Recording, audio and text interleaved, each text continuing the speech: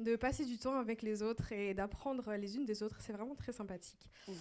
Ensuite, on aura une pièce de Pâques parce que Pâques arrive très rapidement. Et donc, pour ceux qui veulent participer à notre pièce qui est ouverte à tout le monde, vous pouvez parler à Faïda ou Becky. Ensuite, dans 2 semaines, on a notre grand événement de louer et manger. Donc, c'est toujours le 5e dimanche de chaque mois où il y a un 5e dimanche. Donc, c'est 4 fois par an, si j'ai bien compris. Et donc, on va manger ensemble. Donc, on amène tous un petit truc à manger. Et donc, on aura une petite liste avec toutes les chansons que les gens dans l'église veulent chanter. Donc, on fait le culte au matin, on mange ensemble, et puis après, on chante nos chansons préférées. C'est le moment de passer du temps ensemble. C'est aussi l'enchère de dessert. C'est aussi... Oh, j'ai pas noté ça. En fait, c'est un super grand jour. Ok, donc il y a 3 choses ce jour-là. Donc, louer et manger. Ensuite, on peut se faire baptiser. Donc, si vous voulez vous faire baptiser, vous pouvez parler au pasteur. Il y a une raison pour cela. C'est parce que c'est avant Pâques, et pour qu'on puisse participer à Pâques et pouvoir faire la Sainte Seine, pour pouvoir faire la Sainte Seine et pouvoir participer dedans. Comme ça, on n'exclut pas certaines personnes, et donc vous pouvez participer. Donc, vous en parlez avec pasteur. On a aussi une enchère de dessert. Donc, il faut qu'on soit là, tous. Donc, de l'argent, oui, c'est pour de l'argent. Ok, on va parler de l'argent après. Mais, donc, l'enchère des desserts a un but pour le camp. Donc, comme aujourd'hui, et j'en ai pas trop parlé, mais Chili et Cuise, c'est aussi pour pouvoir financer le camp. Donc, on a un prix qu'on paye à la fin pour le Chili, pour qu'on puisse aider les jeunes à aller au camp et pour pouvoir aider en ordre général le ministère du camp cet été. Et donc, l'enchère des desserts dans 2 semaines, tout le monde va amener des desserts et on va faire une vente aux enchères. Et donc, on va vendre des desserts à des très grands prix. Je pense que le plus grand prix qu'on a payé l'année passée, c'était 120 € pour un dessert. Donc, en fait, le but, c'est d'essayer d'acheter les desserts pour un grand prix. Ce prix, finalement, ça sera donné pour les camps. Donc, par exemple, je pense que ceux qui sont très connus comme desserts sont les Cinnamon Rolls de Déborah. On a... Qui revient cette année. Puis, OK, on a plein d'autres desserts, des brownies, des choses que notre église, on fait des très bons desserts. Ouais. Donc, c'est pour ça qu'on paye un tel prix. En ordre général, non. Mais bon, voilà pour cet événement. Donc, est-ce qu'on se rappelle tous ce qu'on fait le 30 mars? Louer et manger. Baptême, peut-être. Et vente aux enchères des desserts. On aura un bon dessert. Voilà, on aura un super dessert. Finalement, c'est vrai. On pourra le manger le jour même. Pour ceux qui veulent partager, en tout cas. Ce qui ne sont pas beaucoup de personnes dans l'église. Mais bon. Enfin, si, à l'église peut-être. On va voir. Mais voilà. Donc, sinon, pour la retraite des femmes cette année, c'est le 29 au 31 mai. C'est le week-end de l'Ascension. Et le thème, c'est ancré dans son amour parce qu'on va être à la mer. Donc, vous pouvez vous inscrire déjà aujourd'hui. C'est 100 € tout compris. Donc, nourriture, logement, amusement, plein d'autres trucs. Et si vous payez après le 1er avril, ça sera 120 €. Il y a un code QR, mais il a l'air très petit, donc je ne sais pas si vous savez le faire. Je ne sais pas faire, il y en a un juste là. Si vous voulez, après, vous pouvez venir et le prendre sur cette petite page. C'est ce que j'ai. Ok. Et aussi, on a nos groupes de maison. Donc, chaque semaine, on a des petits groupes de maison. Donc, le mardi, par exemple, à 18h30, c'est les jeunes adultes. Le mercredi, c'est les hommes. Le jeudi, c'est les femmes, à 20h. Le samedi, à 18h. 19h. Oh là là, ils sont tard. À 19h, c'est les adolescents. Donc, il y a un groupe de maison pour tout le monde, chaque âge. Donc, rejoignez-nous. Si vous avez des questions, on est tous là pour répondre à tout ceci. Donc, voilà. Merci, Amandine. Merci, Amandine. Ouais. Allez, Valou. Tu fais ce que tu peux, hein, ma belle. On peut pas faire de miracle non plus. Tu peux naître de nouveau. Voilà. Merci beaucoup, Amandine. Merci. J'ai mis du temps pour retrouver où j'étais, mais je sais. Voilà, je vous invite à vous relever et on va continuer à chanter pour la gloire de notre Seigneur dans la joie et la bonne humeur. Et notre prochaine chanson, c'est « Tu peux naître de nouveau », qui est une très bonne nouvelle. Amen.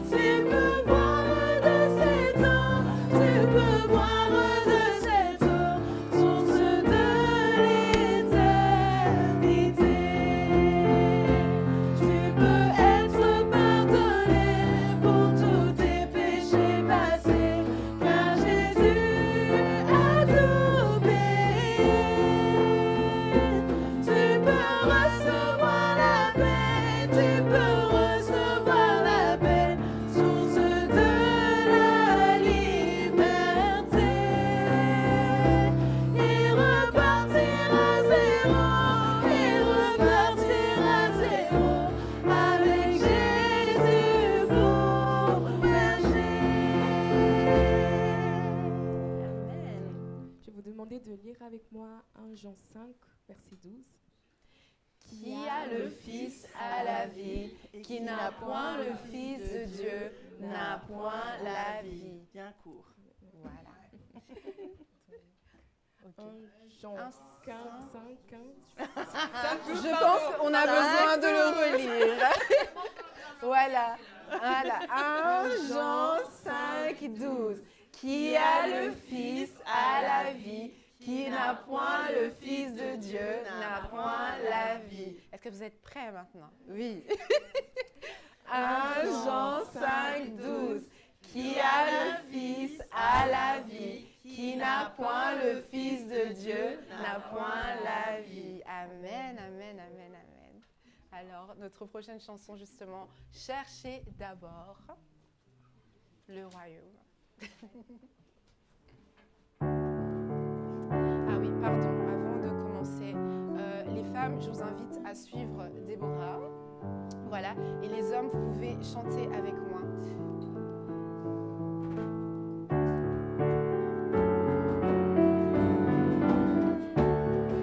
On va chanter tous ensemble.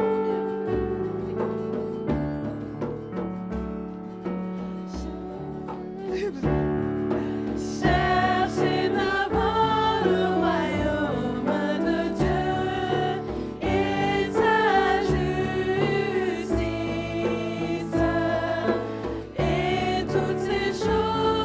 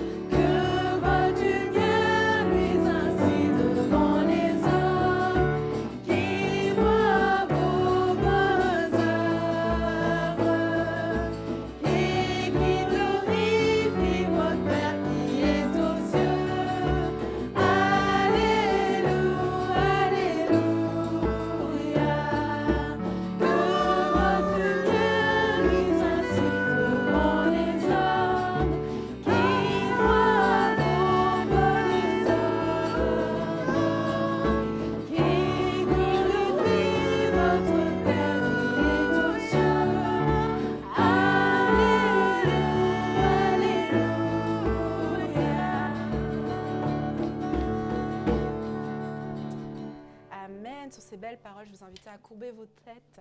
Et j'invite le pasteur à nous diriger dans la prière.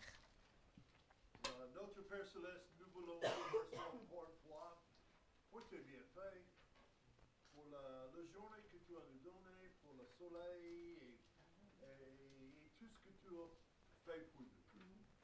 Seigneur, aidez-nous de voir les bienfaits, les bénédictions que tu nous donnes. Je prie ce matin que tu prends direction de cette réunion, que nos cœurs soient tournés vers toi. Et que nous recevons les leçons que tu as pour nous. Seigneur, je prie que tu reçois honneur et gloire que tu mérites. Et nous prions tout ceci afin que ton nom soit grand. Un nom au-dessus de tout nom. Amen. Dans le nom de Jésus, on prie. Amen. Amen, amen, amen. Voilà, on arrive à notre dernière louange. La bataille t'appartient. Oui. La bataille t'appartient.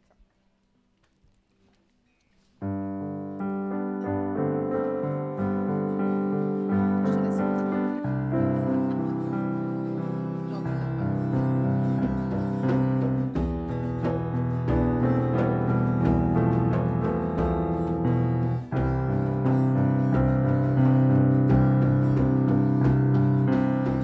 Quand je ne vois que le combat, tu vois ma victoire.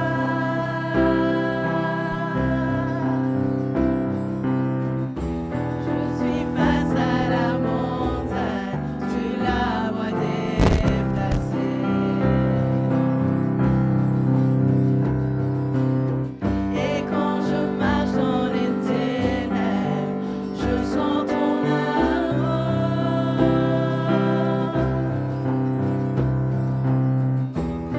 Je n'ai rien à craindre, car tu es avec moi.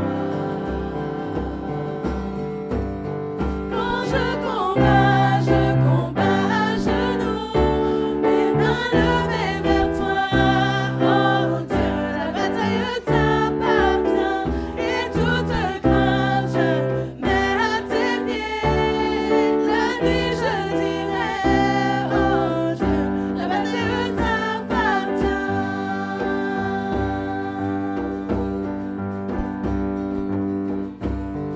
Et si tu es pour moi, qui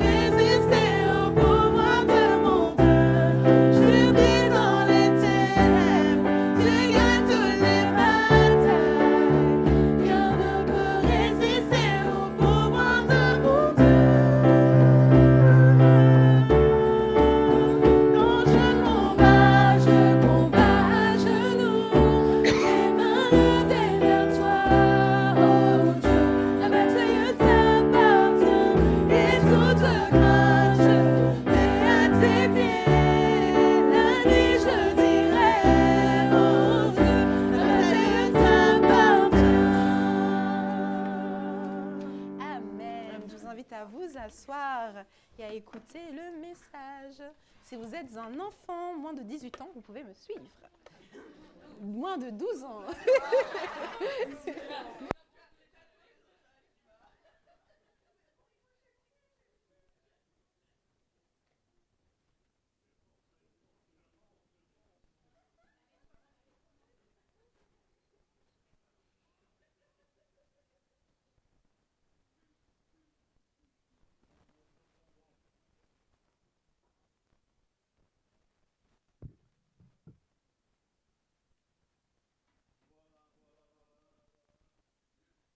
Ma prière, c'est que vous avez passé une bonne semaine cette semaine-ci.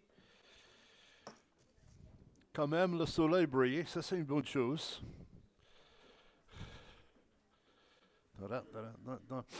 Je vous invite ce matin de regarder avec moi 1 Thessaloniciens chapitre 2. 1 Thessaloniciens chapitre 2. On est en train de regarder l'épître de 1 Thessaloniciens. Si vous rappelez que ceci, c'est une église que vraiment Dieu a commencé. On a une tendance de dire c'est Paul qui a commencé, mais vraiment c'est Dieu qui a fait. Paul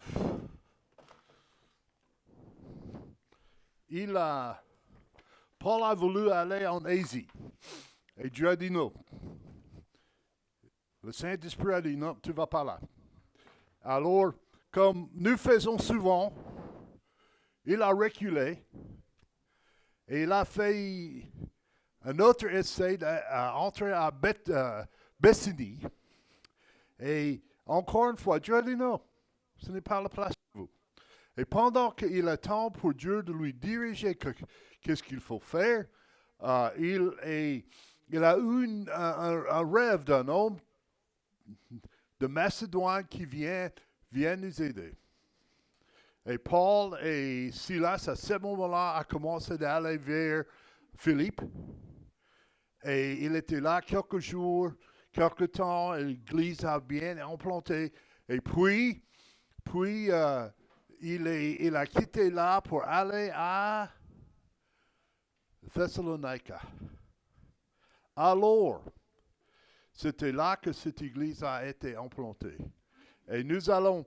Et c'est une église un peu particulière parce que dans cette épître, il parle beaucoup du fait que le Seigneur reviendra. Vous savez, la dernière nuit avant que Jésus-Christ est parti, il était dans la chambre haute avec ses disciples.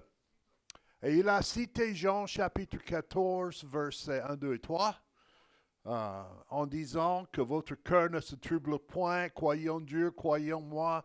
Dans la maison de mon Père, il y a plusieurs demeures. Voilà. Il y a plusieurs demeures. Si cela n'était pas vrai, je vous l'aurais dit. Je vais vous préparer une place que là où je suis, vous serez aussi. Vous serez avec moi. Et c'est la promesse que Jésus parte et qu'il revienne. Quand il a fait cette promesse, ceci c'est avant la croix. Même si c'était avant la résurrection. Et il est en train de leur dire, écoute, je dois mourir, mais je vais ressusciter. Et quand je ressusciterai, je vais partir au ciel. Mais je reviendrai. Et le message que vous voyez à travers, souvent à travers les épîtres de Paul, c'est la résurrection de Jésus-Christ. Et il est nécessaire de constater souvent parce que la résurrection de Jésus-Christ, c'est une chose que personne ne peut disputer. Il y a un tombeau vide. Il y a un tombeau vide. Et la puissance de Dieu est manifestée vraiment dans le fait que Jésus-Christ est ressuscité. Romains chapitre 1, verset 4 nous dit, déclaré fils de Dieu par sa résurrection d'entre les morts. Alors, quand Paul est entré à Thessalonica, il a parlé souvent du fait que Jésus-Christ est ressuscité. Mais à la fin de chaque chapitre, on a terminé chapitre 1 avec verset 10 qui dit et pour attendre des cieux son Fils, qu'il a ressuscité de mort, Jésus qui nous délivre de la colère à venir. Et vous voyez à travers chaque chapitre de Thessaloniens, on a cette phrase, cette idée que Jésus-Christ reviendra. Et quand il reviendra la première fois, le trompe va sonner. Et ceux qui sont en Christ vont ressusciter. Même ceux qui sont dans le tombeau. Et on va rencontrer Dieu dans les cieux. Et puis, 7 ans après, selon le conseil de Dieu, selon le temps de Dieu, après la tribulation, après la grande tribulation, et tout ça, Dieu, Jésus-Christ va planter ses pieds sur la montagne de Olivet. Et c'est là, il reviendra pour établir son royaume. Alors, Paul est en train de faire une grande... il parlait de ça dans chaque chapitre de 1 Thessaloniciens. On va... quand il a implanté cette église, c'est une église, c'était dans un ville païen. Il y a des Juifs qui sont dedans, mais petit peu.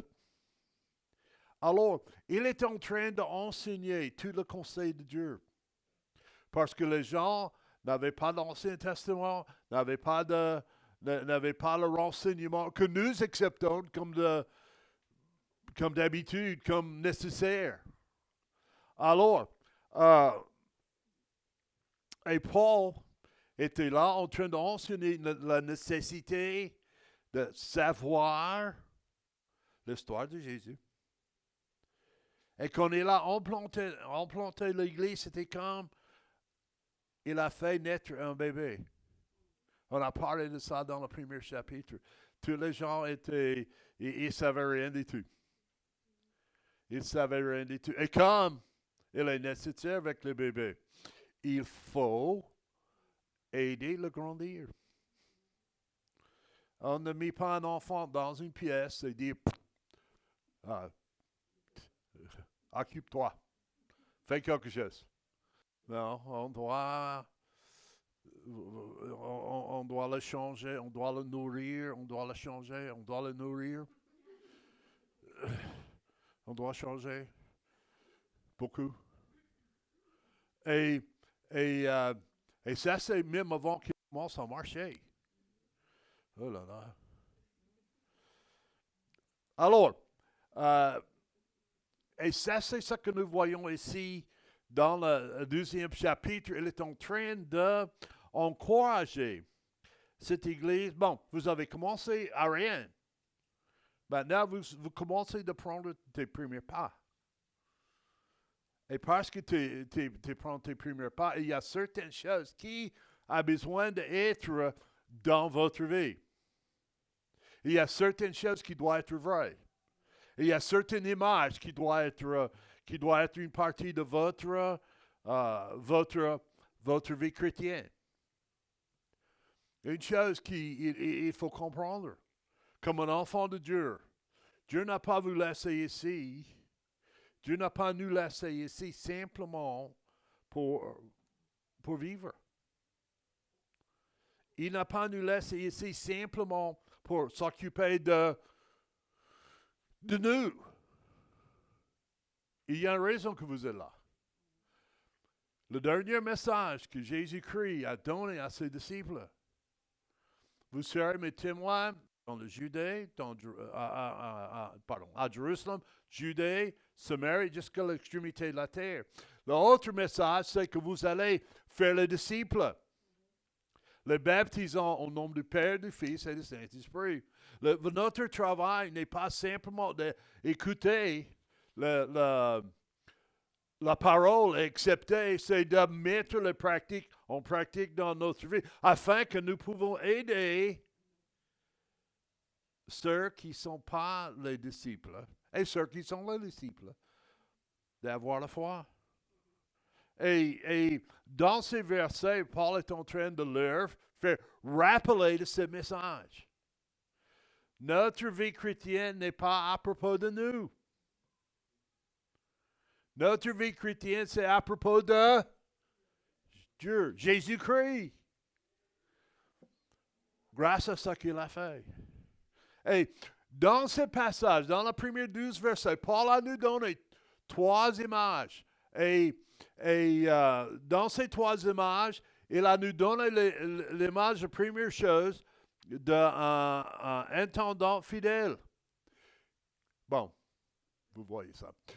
Vous savez, 1 Thessaloniciens chapitre 2, verset 1, vous savez en effet vous-même, frères, que notre arrivée chez vous n'a pas été vaine. Mais, verset 2, mais quoique auparavant nous ayons souffert et que nous ayons été outragés à Philippe, comme vous le savez, nous avons pris assurance en notre Dieu pour vous annoncer l'évangile de Dieu au milieu des grands combats. Car il y a eu dans notre prédication ni erreur, ni aucun motif impur, ni fraude. Mais comme Dieu nous a jugés dignes de nous confier l'évangile, aussi parlons-nous, non pour plaire aux hommes, mais à Dieu qui éprouve nos cœurs. Car nous n'avons jamais employé des paroles flatteuses, comme vous le savez, ni agi par aucun motif intéressé. Dieu en est témoin. Et nous n'avons point recherché la gloire qui vient des hommes, ni parmi vous, ni parmi les autres, quoique nous puissions, comme apôtres de Jésus-Christ, peser avec autorité. Cependant, nous avons été doux au milieu de vous, comme une nourrice prend un tendre soin de ses propres enfants. Ainsi, plein de sollicitude pour vous, nous aurons voulu vous donner non seulement l'évangile de Dieu, mais aussi notre propre vie, parce que nous vous avons pris en affection. Car vous vous souvenez, frères, de notre travail, de notre peine, c'est en travaillant nuit et jour pour n'être à charge à aucun de vous, que nous vous avons prêché l'évangile de Dieu. Vous êtes témoins à Dieu. Aussi combien notre conduite envers vous qui croient a été sainte et juste et irréprochable. Et vous savez que nous avons été pour chacun de vous comme un père pour ses enfants. Vous exhortons, vous, encourageons et vous conjurons de vous conduire d'une manière digne de Dieu qui vous a appelé à son royaume et à sa gloire. Alors, il a présenté 3 images ici. Il a commencé, première chose, il a commencé comme un intendant. Et vous dites, mais qu'est-ce que c'est ça?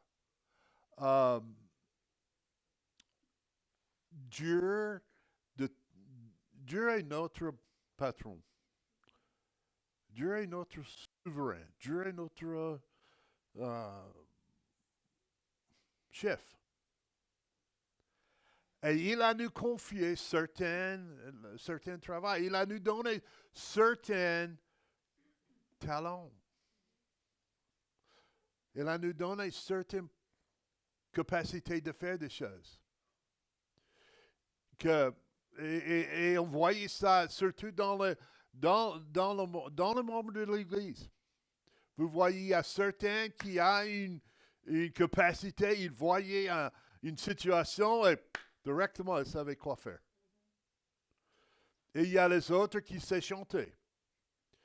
J'ai peur si je chante que tout le monde va partir. Mais Dieu n'a pas me donné cette capacité. ben, il a donné cette capacité à certains. Et normalement, quand il vous donne cette capacité, il vous donne un amour de le faire. Je me souviens, bon, je vais parler de ma fille, Deborah. Depuis il est petit, il a chanté. Il n'a jamais parlé avec ses poupées, les choses comme ça. Il met dans un cercle autour d'elle et il chante parce qu'il aime chanter. Alors, et bon, c'est pas une mauvaise chose, elle est comme ça. Dieu nous donne certaines capacités. Et comme quelqu'un qui a reçu le don de Dieu, comme Dieu a nous donné des talents, des capacités, c'est à nous de l'utiliser pour la gloire de Dieu. Il y a une histoire en Luc d'un maître qui est venu. Il a appelé 3 serviteurs. Et il a donné à ces 3 serviteurs les talents. Un serviteur, il a donné 5 talents. Un autre, il a donné 3. Un autre, il a donné 1. Et puis le maître est parti. Et ce serviteur est devenu l'intendant de ses talents. Qu'est-ce qu'il va faire avec? Le 5 a doublé ses 5. Quand le maître est revenu, il a demandé qu'est-ce que tu as fait avec? Et il a dit, j'ai pris les 5 que vous m'avez donnés et j'ai encore 5. Et le maître a dit, bien fait, mon fidèle serviteur. Tu étais fidèle en petites choses. Et puis, il y avait l'autre il a commencé avec 3, il a demandé, et qu'est-ce que tu as fait? Il a dit, oh, j'ai pris mes 3 et j'ai doublé mes 3. Il a dit, bien fait. Il a donné le même message à celui qui a doublé ses 3, à celui qui a doublé ses 5. Bien fait, mon serviteur fidèle. Et puis, il a demandé l'un, qu'est-ce que vous avez fait avec l'un?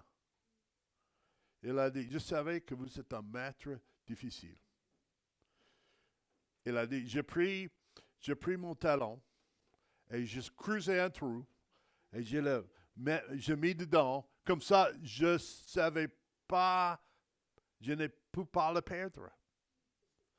Et il a dit, voici, j'ai toujours mon talon.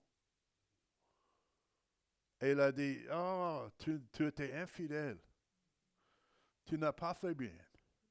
Il a pris le talent qu'il a donné à celui-là et donné à celui qui a eu le 5.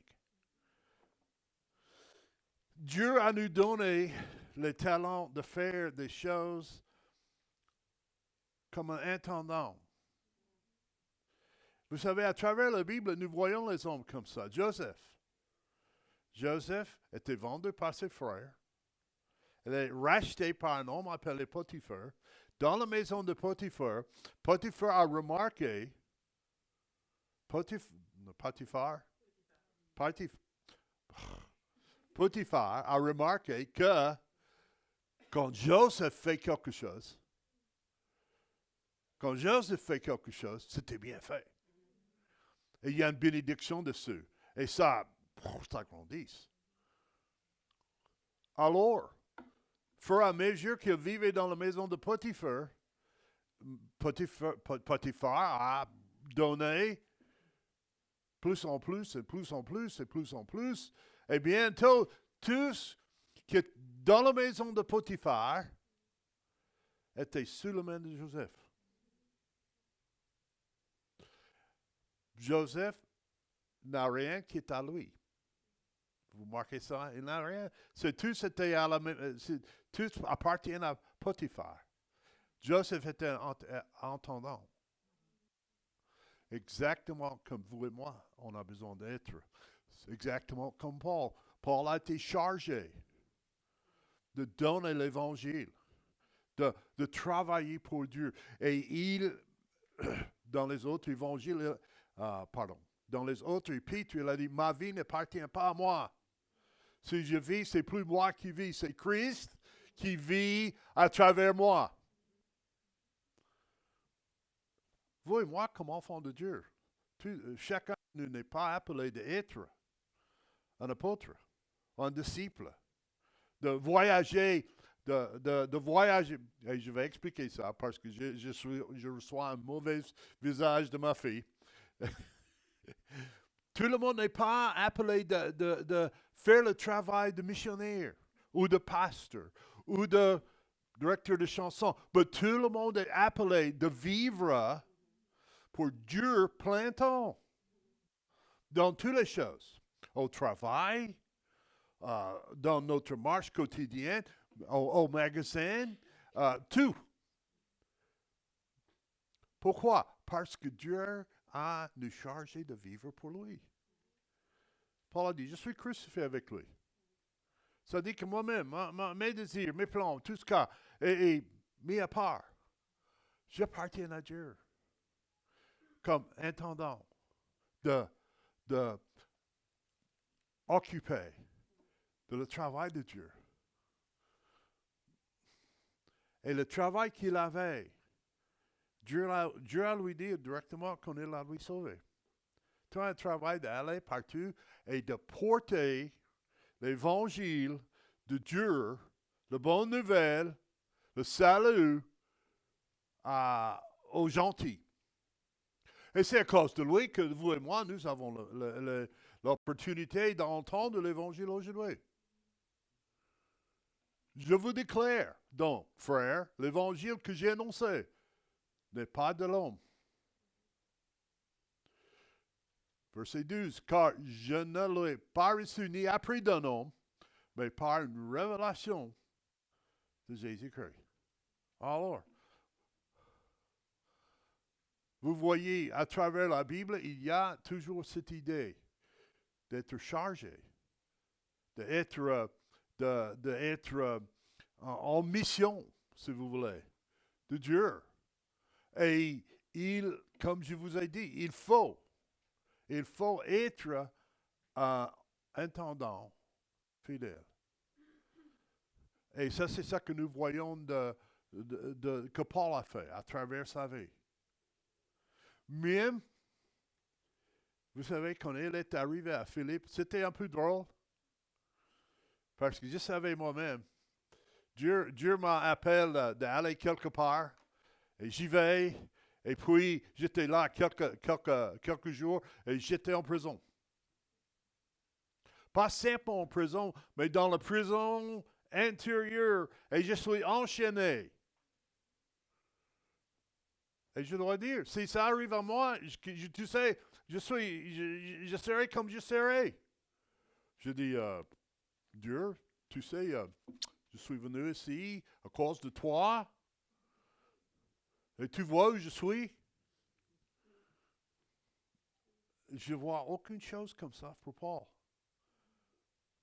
Il croyait qu'il avait un rendez-vous de vie, même en prison. Et la Bible dit, il commence à chanter, rendre gloire à Dieu. Vous savez, parfois, Dieu laisse les choses arriver afin d'amener les gens nécessaires dans notre vie. J'ai entendu un pasteur qui est en New York et il a quitté son hôtel. Il devait aller à une conférence pour prêcher. Et il avait son téléphone, il avait Uber app. Et il essayait, vous savez, parfois ça marche, parfois ça ne marche pas. C'est un peu comme notre système de son ici. Et il poussait le bouton et ça ne marche pas. Sa femme est avec lui et en fait, il voit une dame là. Il a dit, écoute, est-ce que vous savez comment cette application ça marche? Et la femme dit non. Où vas-tu? Il a dit, il donnait l'adresse qu'il devait aller. Et il a dit, c'est pas loin d'où je suis, où j'habite. Viens, je vais amener votre femme et vous à cette place-là. Bon. Il ne connaît personne à New York. Il ne connaît pas cet homme. OK? Mais il devait être là. Alors, il a monté dans la voiture, il a dit, qu'est-ce qu'il y a qui se passe dans votre vie? Et cette femme a commencé de pleurer, a commencé de parler de tout ce qui se passe. Et le pasteur a dit, laisse-moi prier pour vous. Et il a prié pour elle, il a dit, est-ce que vous connaissez Jésus? Ah, je ne crois pas qu'il existe. Ah oui, il n'y a aucun doute qu'un homme appelé Jésus a existé dans l'histoire. Il a dit souvent la raison qu'on ne croit pas que Dieu existe, c'est parce qu'on ne veut pas être responsable vis-à-vis de lui. Et il a écouté son message. Et quand il a parqué sa voiture, parquer c'est un verbe, ségarer sa voiture, quand il a mis sa voiture dans le parking, il a suivi le pasteur à l'intérieur de la conférence. Et il s'assit à côté de sa femme.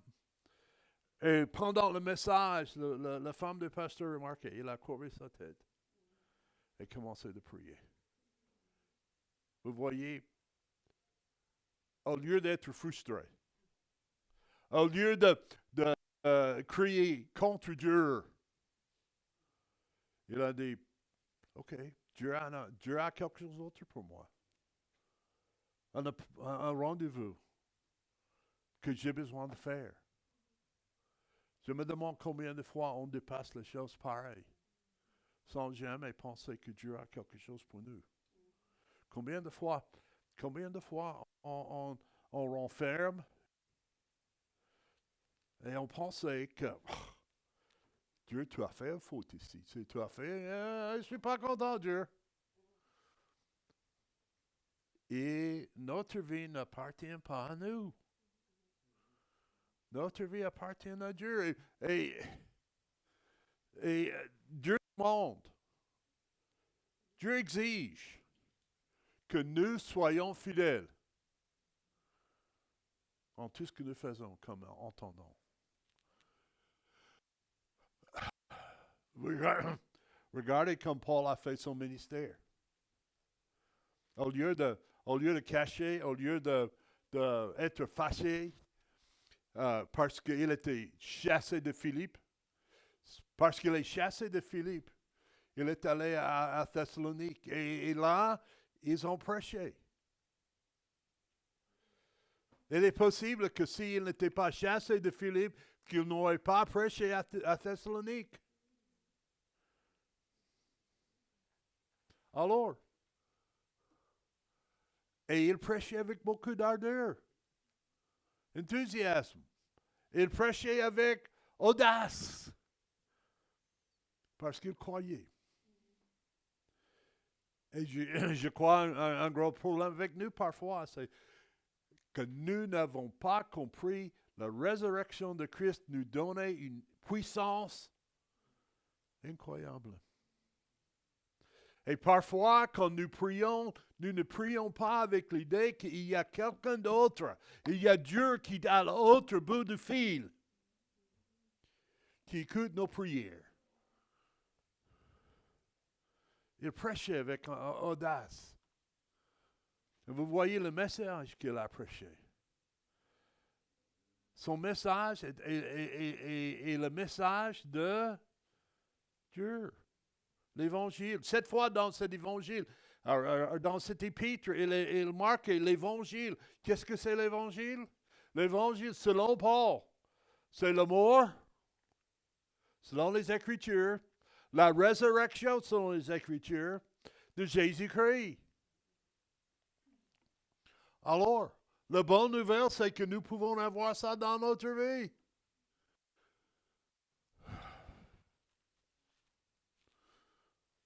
vous voyez son motif. Ce motif, c'est que tous les hommes et toutes les femmes parviennent à la connaissance de Jésus-Christ. Pourquoi on fait ce qu'on fait? Pourquoi on fait ce qu'on fait? Pourquoi on réunit ici? Afin que tous les hommes et toutes les femmes puissent savoir que Jésus-Christ est vivant et qu'il voudrait leur sauver. Ça, c'est notre message. Et nous voyons son méthode. Il n'a pas essayé de piéger les gens. Il n'a pas utilisé les mots flatteux. Il a constaté clairement que Jésus-Christ est le Fils de Dieu. Il est mort, qu'il est ressuscité. Ça, c'est le message de l'Évangile. Et quand il a présenté ça, il a présenté avec une puissance le Saint-Esprit de Dieu et une confiance. Vous savez comment il a pu faire ça? Parce qu'il a rencontré un jour, sur la route la route de Damas, il a rencontré Dieu un jour, sur la route de Damas. Et ça a changé sa vie. Je vais vous dire une chose. J'ai rencontré Dieu, j'avais 16 ans, à un camp de jeunesse, en Nouveau-Mexique. Je ne croyais pas que Dieu habite en Texas maintenant, mais à ce moment-là, c'était à Nouveau-Mexique. Et là, ça change ma vie. Ça change la direction de ma vie. Ça change mes désirs. Ça change les choses que je voudrais qui se passent dans ma vie. Alors, la deuxième image, et ces trois images ont besoin d'être dans la vie d'un intendant fidèle. Le deuxième, c'est la mère aimante. Et il passait tout un passage ici en parlant de fait de douceur. J'ai 4 enfants. Et je dois dire, il n'y a jamais quelque chose qui a chauffé mon cœur que de voir ma femme en train de nourrir mes enfants. OK? Ça. Et un jour, j'étais en train de penser de ça. Elle mange de tomates. Elle mange de salade, légumes, viande. Et dans une transformation magique, dans son cœur, dans son corps, ça devient du lait. Et avec ce lait, il nourrit nos enfants. Incroyable. Et ça, c'est exactement l'image qu'il donne ici. Il est une mère qui allaitait ses enfants afin qu'elle puisse grandir. Paul dit, je fais la même chose pour vous. Je prie la parole de Dieu. On fait ça entrer dans ma vie. J'ai médité. J'ai prié. Dieu transforme sa parole d'une façon que je peux vous enseigner et vous donner la vérité que Dieu savait que vous avez besoin.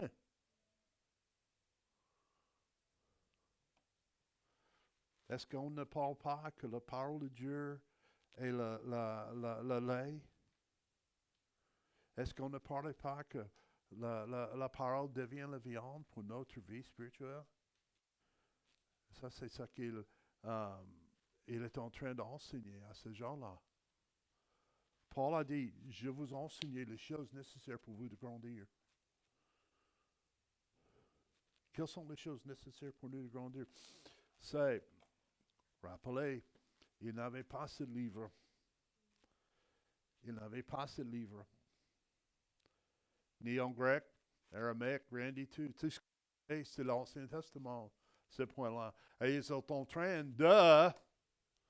d'écrire le Nouveau Testament à ce point-là. Alors, il devait mettre ça afin qu'il puisse comprendre. Verset 7 nous dit quoi? Cependant, nous avons été doux au milieu de vous, comme une nourrice prend un tendre soin de ses propres enfants. Bon, on va parler de ça. Troisième chose, on a besoin d'être un intendant, quelqu'un qui s'occupe de les talents que Dieu nous donne. Deuxième, on prend la parole de Dieu et on met ça dans notre vie au point que nous pouvons redonner aux autres la vérité que Dieu a. Troisième chose, il n'est pas comme un maire, comme un intendant, c'est comme un père en quête.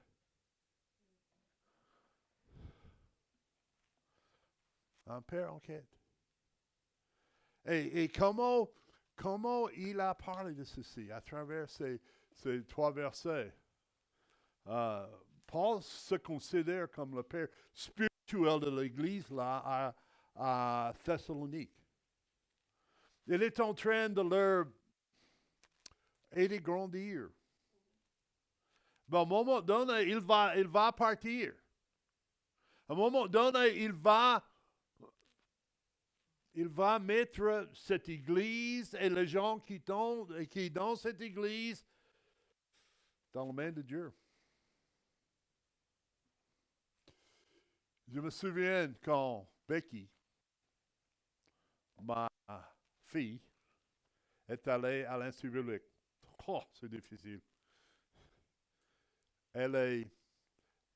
Sa mère et moi, on est en quête parce que elle n'est pas comme Deborah, ou comme Sarah, ou comme James. Ils demandent, ils exigent. Mais Becky n'est pas comme ça. Hein? J'avais peur que tout le monde marche, prendre avantage d'elle. Et je dois être honnête, je n'étais pas prêt pour elle de partir. Mais je n'étais pas prêt pour ma fille, ma Deborah, de partir non plus. Ni Sarah, ni James. James, j'étais près de lui, j'étais ouvert la fenêtre. Mais ça, c'est une autre histoire. Mais mes filles, non. J'étais inquiété de... Vous savez, on essaie d'avertir toutes les choses qui peuvent arriver. On essaie de dire, il faut avoir confiance ici, il faut faire attention ici, il faut... Et vous ne pouvez pas dire tout. Au moment qu'il est monté dans l'avion, tous les deux, Deborah et Becky est partis, j'ai commencé à penser, tu sais, tu n'as pas parlé de ceci, mais tu n'as pas averti ici, tu n'as... Paul est en quête de cette église et il savait que c'est une église de Dieu. Il savait que Dieu va protéger. Il savait tout ça. Mais il est en quête quand même. Et il a donné l'exemple de son travail. Et il a dit, écoute, quand je suis venu, je n'ai pas demandé un salaire. Normalement, un père travaille pour soutenir sa famille. Mais là, il a dit, je n'ai pas fait ça. Je travaillais à ma charge. Je travaille à ma charge. Son travail, c'est un travail, il faisait les tentes. Et puis, il prêchait l'Évangile. Probablement pendant qu'il fait les tentes, il prêchait l'Évangile. Et il a voulu que tout le monde sache, comme un père en quête, il a voulu que les gens comprennent qu'il n'a pas fait ça pour être riche à travers eux. Je fais mon travail afin que je suis pas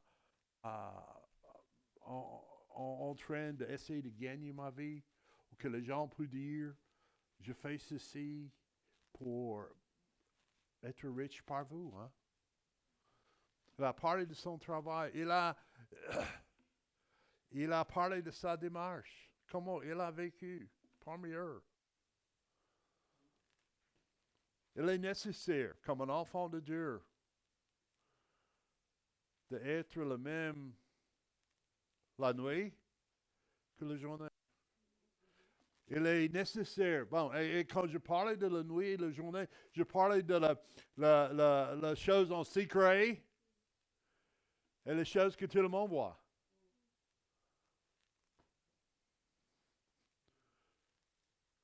On doit être un bon exemple. On doit être un bon exemple quand on est fâché et quand on n'est pas fâché. Quand le soleil brille, c'est facile d'être un bon exemple. N'est-ce pas? Mais quand il y a les catastrophes, quand il y a tout ce qui ne tourne pas rond, est-ce qu'on est un bon exemple à ce moment-là? Sa vie était sainte. Sa vie était également juste. En fait, sa vie était irréprochable. Pensez de ça. Faites une réflexion sur notre vie. Dans toutes les circonstances. Est-ce que ma vie est sainte? Est-ce que ma vie est juste? Est-ce qu'il y a quelqu'un qui peut pointer un doigt à moi et dire, tu n'es pas être juste avec moi? Tu m'as triché, tu m'as trompé, tu m'as blessé?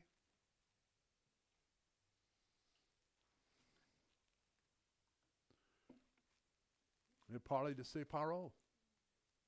Paul a parlé à chacun de ses croyants, à chacun de ses enfants. Il priait pour eux fidèlement. Est-ce qu'il y a, et la question pour nous, est-ce qu'il y a quelqu'un dans notre vie pour lequel nous sommes en train de prier?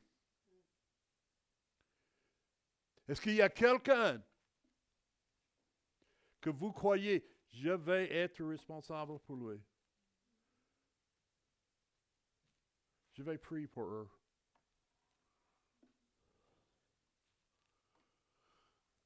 Paul a encouragé les nouveaux croyants parce qu'ils ont besoin d'être encouragés. Aujourd'hui, nous avons tous ces livres pour la prochaine étape dans notre vie chrétienne. Quand Paul est en train de vivre ici, il n'y avait pas ça. Alors, c'est lui qui encourage les autres. Paul a donné aussi le réconfort. Vous savez, dans la vie chrétienne, ce n'est pas toujours une vie en rose. Et puis, Paul a chargé. Tu as besoin de vivre pour Dieu. Tu as besoin de vivre pour Dieu. Et puis, chaque enfant a besoin de marcher.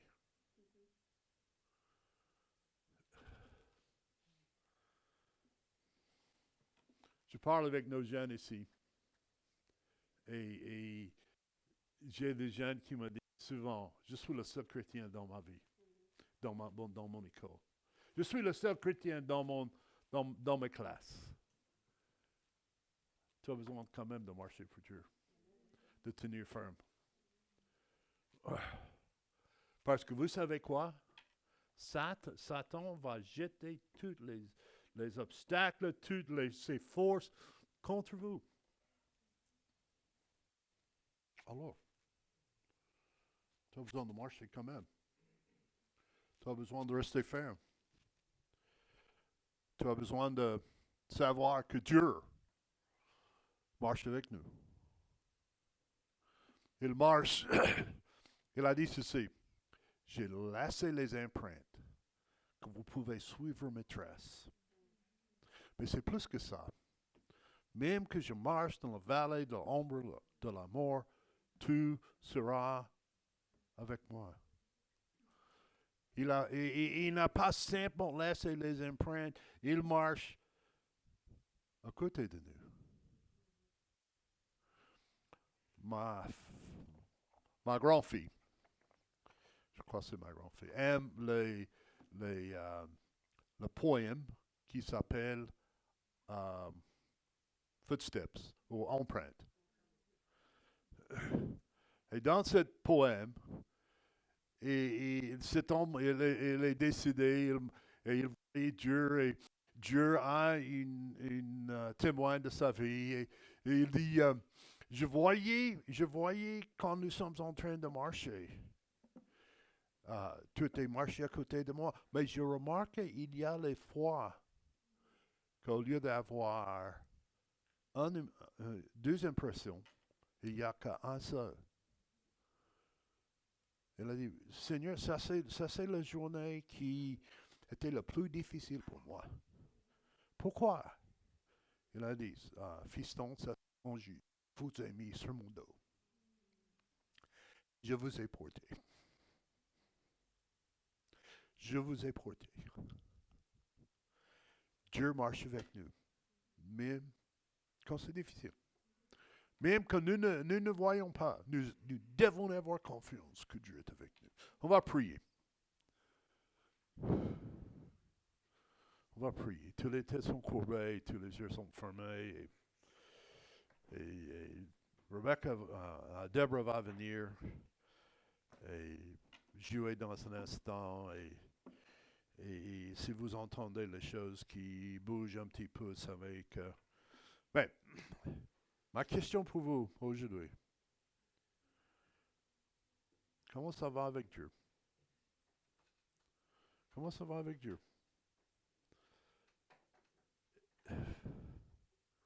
Vous savez, il est facile dans notre vie de s'égarer de lui, de se séparer de lui.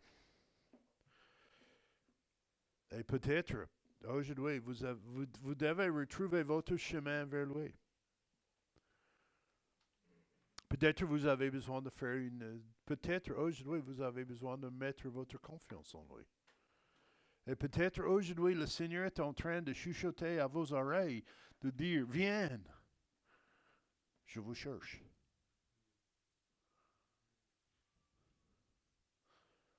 Et je dois dire, si vous n'êtes pas un enfant de Dieu, il tient à la porte et il toque et tout ce que tu dois faire. Tout ce que tu dois faire, si tu confesses de ta bouche le Seigneur Jésus, et si tu crois dans ton cœur que Dieu l'a ressuscité de mort, tu seras sauvé. Car en confessant avec la bouche, on parvient à la salut. En croyant dans le cœur, on parvient à la justice. C'est aussi facile que ça.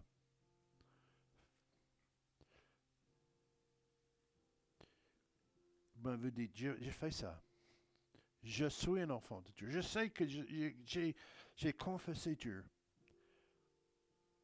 Mais je me suis éloigné de lui. Il y a les pressions de ce monde, il y a les pressions de la vie qui m'a tiré de lui. Et on va vous donner une opportunité de prier. Je vais prier et puis je vais arrêter et vous donner une chance de prier à vous-même. Et puis je vais terminer. Espérons que Dieu travaille dans votre cœur aujourd'hui. Notre Père Céleste, devant toi on vient. Je prie pour cette assemblée. Je prie pour ceux qui sont dans cette assemblée aujourd'hui. Que tu tires leur cœur, que tu touches leur cœur. Avec ta puissance aujourd'hui. Oh Seigneur, je prie que tu travailles parmi nous. Ceci, c'est votre réunion, c'est vos peuples. Et je prie s'il y a quelqu'un qui ne connaisse pas, même que tout le monde pense, oui, je suis un enfant de Dieu, mais ils savaient dans leur cœur de cœur qu'ils n'ont jamais accepté le Seigneur. Je prie aujourd'hui que ça sera le cas. Je prie aussi pour ceux qui sont tes enfants, qui sont éloignés de toi. que tu les tires vers toi. Aujourd'hui, je vais vous donner une opportunité d'avoir un temps de prière, de silence, et laissez Dieu agir dans votre cœur pendant ce temps, n'est-ce pas?